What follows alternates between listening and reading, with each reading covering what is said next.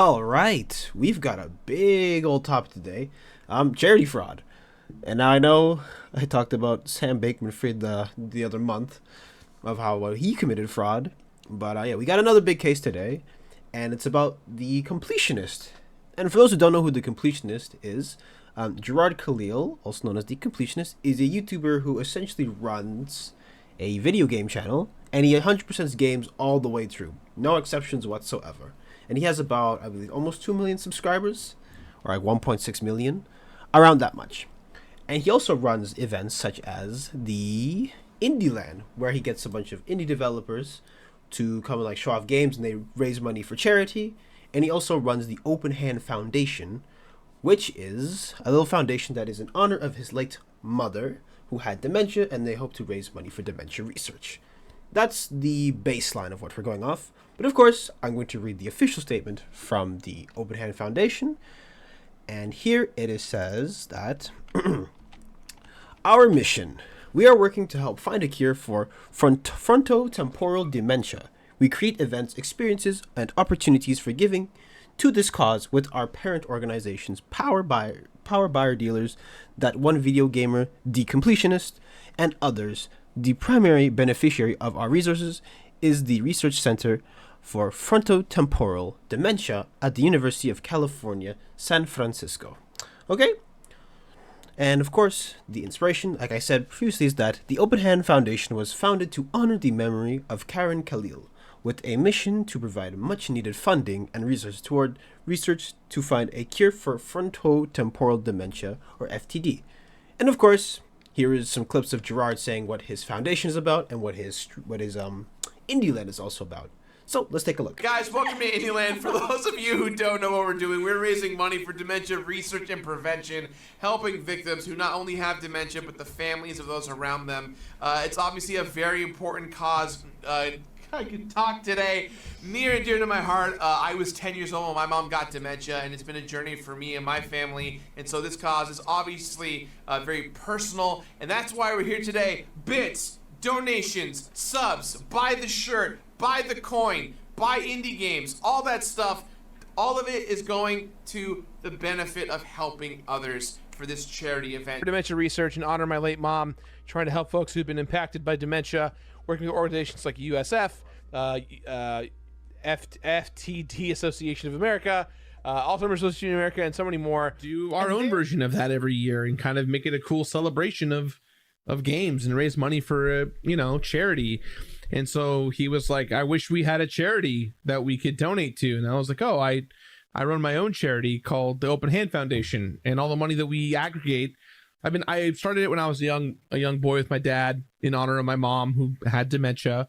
And so we just every year we try and raise as much money as possible, and then we go work with Alzheimer's Association of America, University of San Francisco, Association for FTD, which is what my mom had, FTD. So we've worked with big and small organizations across the board. So from the sounds of it, pretty noble cause, right? You want to raise money for dementia research. It affects a lot of people, and something tragic happened in your family, and of course you would want to help anyone else who's going through that and not experience the same pain and emotional roller coaster that is dementia. All right, pretty good. Now, if this was your regular charity, this video would not have to be made, and he would not be investigated by other people. But now, if you look at the books of the Open Hand Foundation, you realize that there's some stuff that is a bit off. Okay, so I'm going to actually go to the 2021 filings for it, and there's just two important parts I want to show you guys. And so here is the assets for the Open Hand Foundation in 2021. So you see here, it's about $549,000, give or take. That's the total assets. And then I'm going to go to the how much money was spent in contributions. Oh, $0 in contributions, gifts, grants were paid. If that sounds a bit fishy to you, then you are definitely on the right track. And if not, your local revenue agency should be investigating you immediately. But I digress. And if you actually look at the net balance of 2021, you notice that you see how this magic number of 549,320 keeps popping up? That is because none of the money was actually ever given out. None of it was spent. Okay, in 2021. And by the way, this year is going to be very important coming in later. But just keep that in mind. And if you think that this is sometimes like a fluke, it's like, oh, maybe they just didn't donate it again. Let's look in the year after that. Okay, we'll look at the total assets of 2022. It's about 655,520. Okay, and now let's look again at the how much was spent in contributions and grants, gifts paid. $0 again. And now what happens to the net balance? Oh, what do you know? 655,520. And on top of all this too, the fact that it's just been sitting there means who knows what happens year to year. Sometimes inflation goes all the way up, sometimes it goes down, and the money essentially loses its value when it's not being donated. And also, there's a lot of costs to research. So any little penny that is given to research foundations, they will take it. Because you have to pay the people researching, you have to pay for equipment, you have to pay for like all this other stuff, and a lot of expenses. God forbid you also have to run an event in this research. So there's a lot of stuff behind the scene that goes on in fundraisers that people kind of forget about. Because even if nonprofits don't keep any of the money, they still have expenses, they have to pay their employees, all that fun stuff. Okay? And of course, Gerard was actually interviewed about this, asking about if he knew about it. And surprise, surprise, he's known about it since 2021. I knew it was sitting there at a certain point, and that's what made me proactively go about it. Like, do you know when that point was? I was made aware in 2021 when the money hadn't moved yet. And that's what made me go, that's not fucking cool. And that's when I got personally involved to move it. And did anyone 2021 last year, 2022. Yeah, did anyone tell you that the money was going somewhere before then? Were you being misled? No.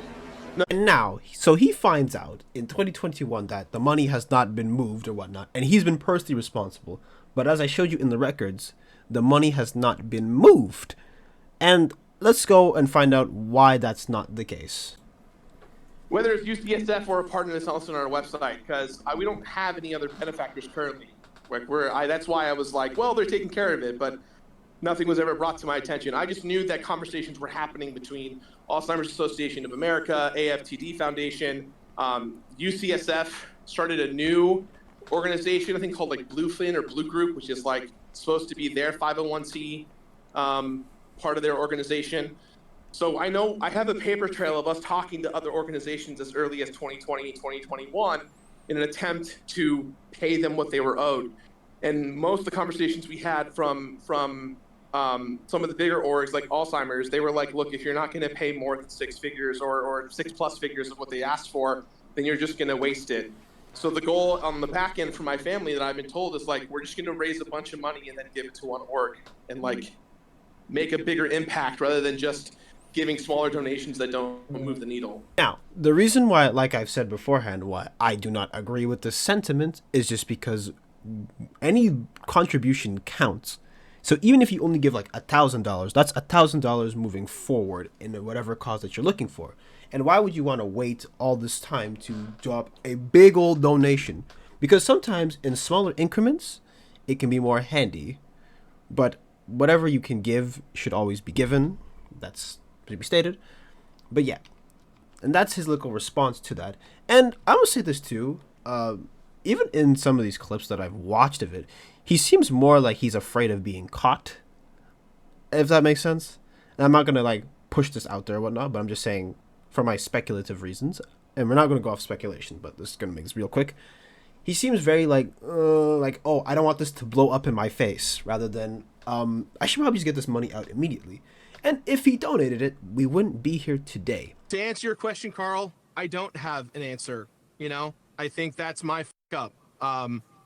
I have personally donated to AFTD and Alzheimer's Association over the years, and that's where, again, I assumed the money was going there to support them as we were talking negotiations about working with them. I don't really have a true answer for that, and that's on me completely, and I will own up to that.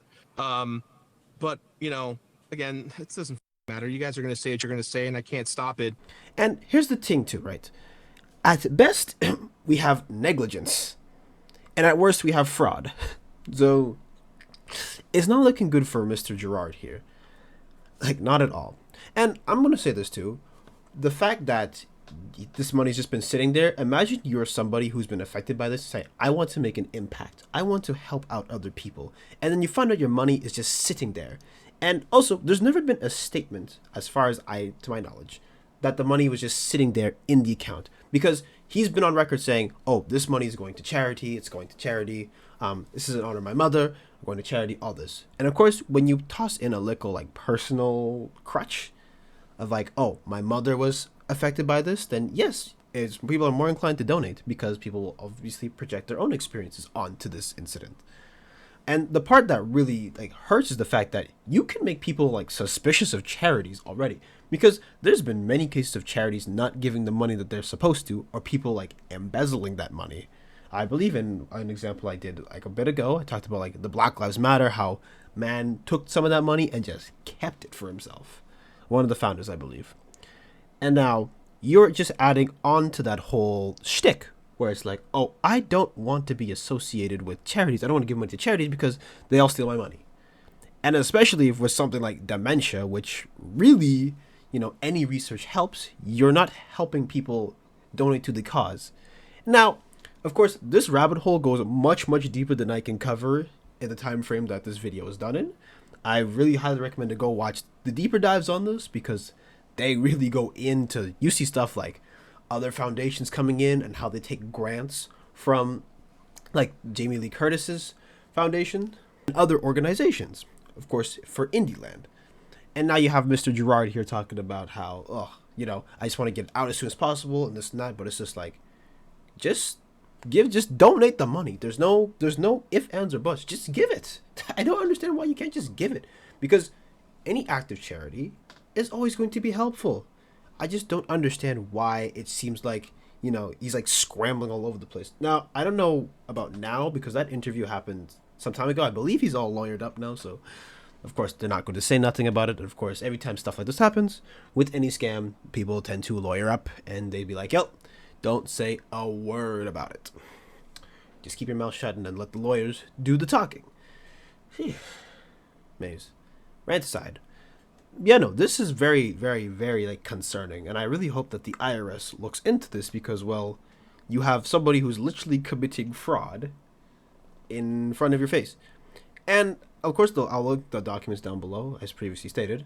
But like these files are all public, by the way. They're all public, so it's not like someone had to go in and dig into this, because all businesses have, generally speaking, their statements, like their tax statements and all that stuff, for like their accounting and all that, is usually public, so people can look through it, because you have to make this stuff public. And then the Open Hand Foundation is out here doing this, and it just took one person to take a look and be like, well, looks like they're not donating any money. But I have no respect for frauds like this. Of course, although this is technically alleged stuff, going off the books, it's not looking very good. And if the IRS cracks down on this, it's not if, or when they crack down on this, it's not looking good for the Completionist and whoever else runs this Open Hand Foundation. Because, you're literally holding on to, like, I don't say taxpayers' money, but you're holding on to people's donations, which should be going to charity. And even if legally speaking, they are in their rights, morally, it's very dicey, because you're literally misleading. Because if somebody said, oh, we're going to take your money and hold it into an account, you wouldn't get that many donations. But if you're out here perpetuating all the time, oh, we are giving this to dementia research, we are giving this to help families and this and that, this is in honor of my mother, then you have, of course, people are more inclined. But if you tell somebody, we're just going to send an account. Or if you go up to like an organization for a grant and you say, we want $10,000 for our donation, it's going to sit in an account. They're going to be like, that's not happening. So this situation is very, very sketchy and very, very, like, I don't say scary, but it's just all around just gives me a bad like feeling. And the more that you look into this, the worse it gets. Because there's a lot of like other minute nuances that happen in between this. That's looking very terrible for Mr. Gerard. And also, I saw some of the backlash that Woodahar and Karl got for this video. And it's like, oh, Gerard would never do this and that. and blah blah blah. And it's just like, did you even watch the video? And it turns out that a lot of them didn't watch the video. But oh, just because you're respected does not mean you're immune to due process. And this is what annoys me about stuff like this, is that especially when well-respected people get like accused, not accused, but like, or have like very heavy stuff against them, you have people just defending them. It's just like, well, he would never do this, he's raising money. It's just like, at least watch the material before you start judging it. You know what I mean? Like, just start watching it, and then you can comment on it. But these morons just comment before watching. And it happens to every single person, by the way. Some people will comment before they even watch the video. And that's a pet peeve of mine, but what can you do about it? Whew. But yes, no. This is some crazy, crazy stuff. Hopefully, this gets investigated very soon.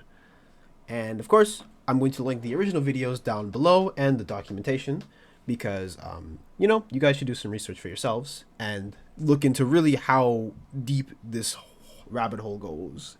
But hopefully I gave you guys a decent introduction. And if you liked the video, of course, make sure to like, comment, and subscribe. And follow my socials down in the description below. And, of course, leave a dislike if you want to. Doesn't matter. It means you haven't filed your taxes and your revenue agency is on to you. But with all that being said, and I am out. See ya.